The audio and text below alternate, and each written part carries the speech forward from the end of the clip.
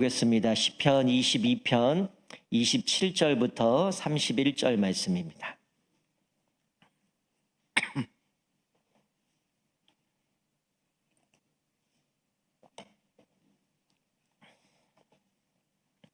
시편 22편 27절부터 31절 말씀, 우리 한 절씩 교독하겠습니다. 제가 27절 말씀 있습니다.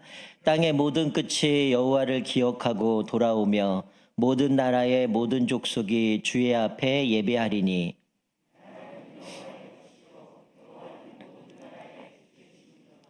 세상의 모든 풍성한 자가 먹고 경배할 것이요 진토 속에서 내려가는 자 곧 자기 영혼을 살리지 못할 자도 다 그 앞에서 절하리로다. 함께 읽습니다. 와서 그의 공의를 태어날 백성에게 전하며 주께서 이를 행하셨다 할 것이로다. 아멘. 네, 제가 조금 전에 올라오기 전에 쌍화탕을 먹었다가 갑자기 딸꾹질을 해가지고 음을 길게 뜰다가는 딸꾹할 것 같아서 제가 좀 끊다 보니까 좀 박자가 좀 틀렸습니다. 자, 오늘은 이제 시편 22편을 좀 마무리하려고 하는데요. 우리가 첫날 살펴봤던 것처럼 앞부분에서는 다윗이 자기의 삶을 통해서 예수님의 고난을 예언을 했습니다.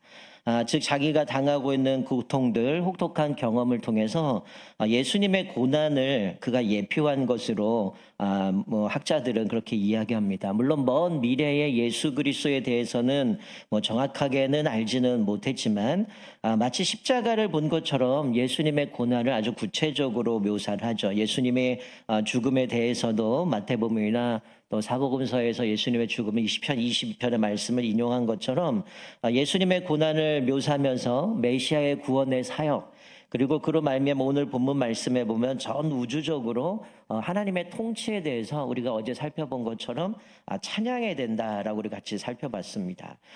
예수님의 이 고난, 고통, 우리가 시편의 23편의 말씀을 비유로 든다면 이 사망의 음침한 골짜기를 다닐지라도 결국 예수 그리스도의 십자가의 죽음이나 예수 그리스도의 그 고난, 또 그것이 헛된 죽음이 아니라 오늘 본문에서는 우리가 찬양받기에 합당하신 분으로 예언을 하고 있습니다.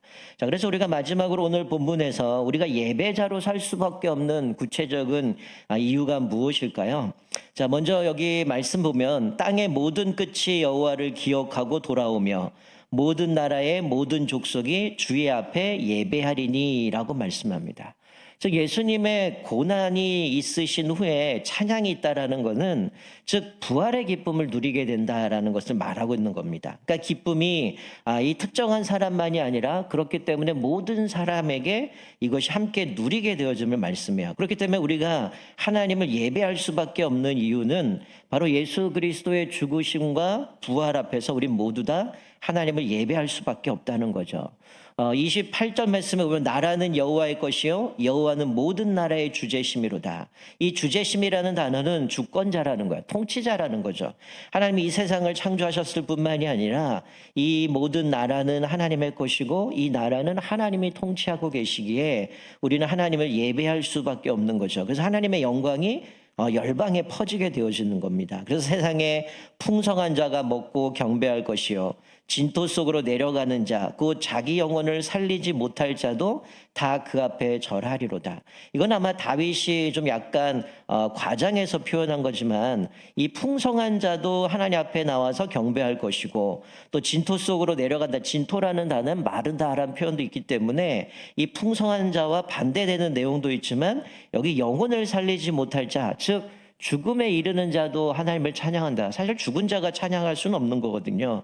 그러나 하나님 앞에 구원받은 자들은 죽음 이후에도 영원한 천국이기 때문에 하나님을 찬양하지만 이거를 좀 하나님 앞에서 이 모든 세상의 사람들이 풍성한 자든 진토 속으로 내려가든 자기 영혼을 살리지 못할 자도 결국 하나님 앞에 절하게 되어질 말씀합니다. 뿐만 아니라 후손이 그를 섬길 것이며 대대의 주를 전하게 될 것을 말씀하는 거죠. 그러니까 우리가 계속해서 강조하듯이 우리가 신앙의 유산을 물려줘야 되는 것, 또 자녀들에게 그리스도를 가르쳐야 되고 또 예수 그리스도가 우리의 유일한 구원자임을 우리가 전해야 되는 사명이 바로 이런 이유에서 우리가 전해야 된다라는 거죠. 우리가 첫 번째로 하나님 앞에서 예배자로 살 수밖에 없는 것은 예수 그리스도의 십자가의 죽으심과 부활 앞에서는 그 어떤 사람도 하나님 앞에서 인정할 수밖에 없다라는 것이죠. 아마 여러분들이 읽어보신 분들도 많겠지만 또 영화를 보신 분도 있겠지만 뭐 예전에 뭐 예수는 역사다 이런 영화가 있었습니다. 그 영화에 보면 원래 그 책을 쓴 분인데 이분은 아주 유명한 대학에서 전공자로서 이분은 유명한 기자였는데 이분은 예수님이 계시지 않는다라는 것을 자기가 그것들 증명하겠다고 이제 자료들을 찾다가 오히려 반대로 사람들은 예수를 신화라고 얘기하지만 예수님은 역사다라고 하면서 그 모든 증거들을 채취를 해가지고 이제 자기가 책을 내게 되고 이제는 그분이 완전 바뀌어 버렸어요. 그래서 이제 예수님을 변증하는 사람으로 예수님은 역사고 사실이고 정말 예수님은 이 땅에 오셔서 십자가에 죽으시고 부활하신 분이라는 것들을 아주 고증을 해가지고 그것들을 책으로 내고 그것도 영화로 만들어진 적이 있습니다. 그래서 우리가 늘 하나님 앞에서 예배할 수밖에 없는 이유는 이게 예수를 믿든 예수를 믿지 않든 이거는 어쩔 수 없이 모든 사람의 역사의 사실이기 때문에 예수님을 고백해야 되고 우리는 예배할 수밖에 없음을 말씀해 주고 있는 거죠. 자, 두 번째로 왜 우리가 예배자로 살아갈 수밖에 없는가? 오늘 이 다윗이 이렇게 고백하죠. 자, 31절에 보면 그의 공의 때문이라는 겁니다. 자, 이게 무슨 얘기냐면 시편 22편은 고난으로 시작해서 찬양으로 끝맺게 돼요. 앞에서는 원수들을 향해서 뭐 개떼들, 뭐 입 벌리고 있는 사자, 뭐 황소 이런 것들로 표현하고 있다가 어느 순간부터는 갑자기 태도가 바뀌어서 하나님을 찬양해야 된다라 여기 원수는 다 사라져 버리죠. 그의 공의 때문이다라고 오늘 말씀하고 있는데 이 고난에서 시작해서 찬양으로 끝나고 결국 31절에 와서는 이렇게 해서 와서 그의 공의를 태어날 백성에게 전하며 주께서 이를 행하셨다 할 것이로다. 여러분 공의가 뭡니까? 우리의 죄를 예수님이 담당하시고 십자가에 죽으셔서 우리의 죄값을 다 지불하신 것을 말하는 거죠. 그러니까 십자가에서 예수님이 돌아가시기 전에 다 이루었다. 즉 이거는 우리의 모든 죄의 형벌, 우리 죄의 값을 다 지불하셨다라고 고백하시는 거죠. 그러니까 예수님이 우리가 뭐 로마서에서 나오는 것처럼 죄의 삭은 사망이다라는 죽음에 대한 것, 죄의 형벌에 대한 것을 예수님이 십자가에서 다 하신 거죠. 사실 하나님께서 우리 인간이 죄를 졌기 때문에 용서할 수가 없어요. 그러나 또 사랑의 하나님이기 때문에 이들을 그냥 내가 사랑하니 그냥 용서해 주지 이럴 수는 없거든요. 그럼 공의가 위배되거든요. 하나님은 죄에 대해서 눈 감으실 수 없고 또 죄를 허용하지 않는 분이기 때문에 그것에 대해서 어떻게 할 수 없는 우리 인간을 대신해서 하나님께서 예수님을 이 땅에 보내주시고 예수님은 죄는 없지만 죄인의 모습으로 십자가에 죽으심으로 우리의 모든 죄의 형벌, 죽음을 다 담당하시고 부활하셔서 승천하심으로 인하여 우리의 모든 죄값을 다 지불하셨다는 거죠. 그러니까 죄인인 우리를 향하신 하나님의 사랑, 그것이 십자가의 사랑이고 그로 인해 죄의 씻음을 받게 된 이 공의의 사랑의 하나님을 보여주는 겁니다. 그래서 우리를 의롭다라고 여기시는 거죠. 그래서 우리를 칭의라고 얘기를 합니다. 예수님의 은혜가 아니었다면 우리는 그냥 죄인으로 살아가야 되는 거죠. 우리는 이것을 은혜라고 이야기합니다.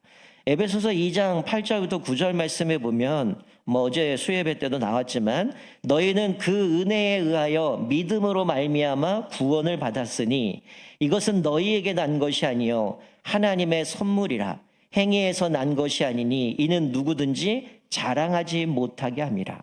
우리는 그 은혜로 말미암아 믿음으로 구원받았다고 얘기하죠. 너희에게서 난 것이 아니고 하나님의 선물이고 행위에서 난 것이 아니기 때문에 이는 누구든지 자랑치 못할지니라. 그러니까 내가 예수 믿고 구원받은 것, 그것은 우리의 행위는 하나도 없다는 거예요. 우리의 공로는 하나도 없다는 거죠. 오로지 하나님의 은혜라는 거예요. 그래서 모든 것이 하나님이 하셨습니다라고 오늘 시인은 그렇게 후대들에게 그것을 전해야 된다고 얘기하는 겁니다. 그렇다고 우리가 가볍게 여기서는 안 되죠. 우리 편에 보면 우리는 뭐 값없이 하나님 앞에서 은혜를 받은 거지만 하나님 편에서 보면 어떻습니까? 값없지 않죠.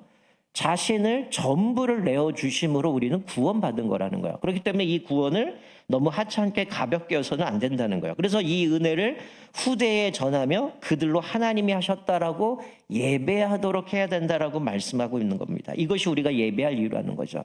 하나님이 우리에게 그 죗값을 다 담당하시고 우리에게 그 공의로 우리를 하나님의 자녀 삼아주시고 우리에게 영원한 생명을 주신 그 하나님 앞에 나아가는 거죠. 그래서 사도 바울은 그가 고백하기는 예수를 믿는 사람들을 핍박하고 그들을 감옥에 갇게 하기 위해서 얼마나 그가 발버둥 치면서 예수 믿는 사람 잡아 죽입니까? 스데반이 죽을 때도 그가 죽는 것을 보고 당연하다라고 옆에서 그것을 바라봤던 사람이 이 다메섹 도삭으로 가다가 어떻게 합니까? 주님을 만나게 되거든요.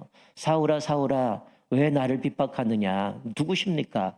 네가 나를 핍박하는 예수라고 하면서 거기서 예수님을 만나게 되거든요. 그리고 나서 사도 바울은 완전히 달라진 인생이 되죠. 오히려 예수님을 전하게 되고 이제는 예수님을 살아가는데 그래서 사도 바울은 그런 고백을 합니다.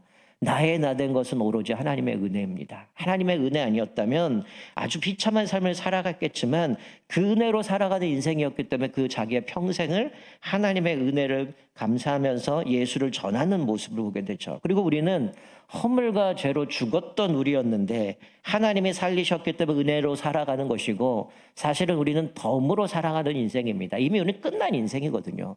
바울은 우리는 이미 죽었다라고 얘기를 해요. 그런데 예수 그리스도로 말미암아 다시 살아났기 때문에 이제는 우리가 덤으로 살아가는 겁니다. 그래서 우리는 주께서 이를 행하셨습니다. 하나님께서 우리에게 은혜를 베푸셨습니다. 라고 찬양할 수밖에 없는 것이죠. 자, 오늘 시편 22편을 좀 마무리하면서 예수님의 그 고난으로부터 오늘 다윗은 고백을 하게 되는데 이 예수 그리스도의 고난으로 시작을 해서 이제 찬양으로 끝납니다. 그리고 자신이 당한 고난과 혹독한 삶으로 주님의 고난을 예언했고 그리고 오늘 본문을 통해서 고난을 지나서 이제 부활의 기쁨을 찬양하게 되고 그 기쁨을 듣게 되는 모든 자들이 다 하나님이 이루셨습니다. 다 하나님이 행하셨다라고 찬양하는 예배자가 될 수밖에 없는 또 예배자로 살아가야 됨을 말씀해 주고 있습니다. 사랑하는 성도 여러분, 우리도 오늘 이 말씀을 기억하면서 오늘 삶 속에서 이 기쁨을 가지고 하나님을 예배하시고 또 이 기쁨을 만나는 이들에게 전하며 이 기쁨이 주님이 다 하셨다고 하나님의 은혜 아니면 우리는 살아갈 수 없는 인생이라고 그런 고백들을 통해서 우리뿐만이 아니라 우리 자손들에게 또 우리가 만나는 모든 사람들이 또 주께 돌아오며 하나님의 은혜 가운데 온 가족 또 우리 온 사람들이 하나님을 예배하며 살아가는 저와 여러분 되시기를 주님의 이름으로 축원드립니다. 아멘. 이 시간 우리 같이